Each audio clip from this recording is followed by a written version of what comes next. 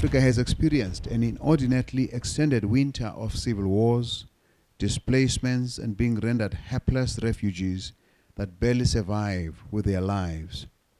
People going hungry, raped, maimed, and often left for dead, and barely making it to the next point of refuge. Where we have hoped for freedom, we have experienced the worst forms of bondage. Where we hoped for equality and justice, we have been cowed into miserable submission. I appreciated the urgency of the mission of AYINET in the agenda that has brought us together here today. Regardless of the reasons for war, the social and economic impact is the same. Untold suffering, with loss of life, displaced families, and gross human rights violations.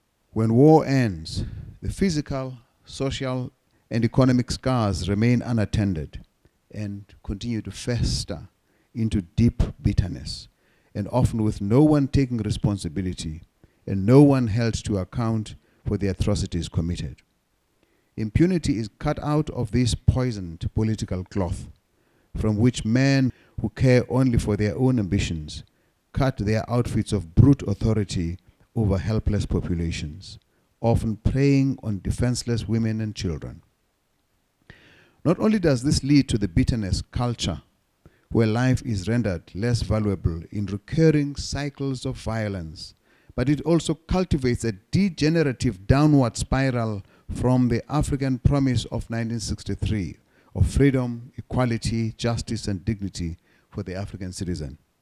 This conference is an uncommon occasion for surviving victims of this experience to tell their experience, not as beggars that seek to be pitied, but as citizens who have a right to contribute to the shaping of a regime that will make for their sense of freedom and equality, and through justice, restore their dignity and the sanctity of their lives.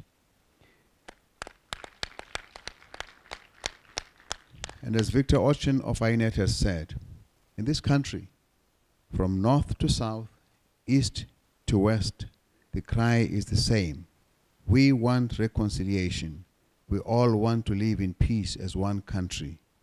It is our fervent hope, Victor, that there will yet emerge a transnational network of communities that refuse to be victims of war and the deprivation that goes with it.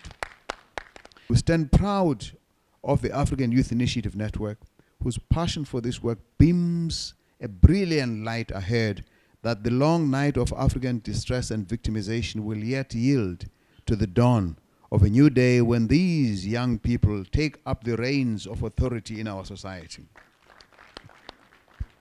From victims to victors, a time to heal and reconcile, a time to build. United, free for liberty, says our anthem. God bless Africa. Guard her children, guide her leaders, and give her peace. Thank you.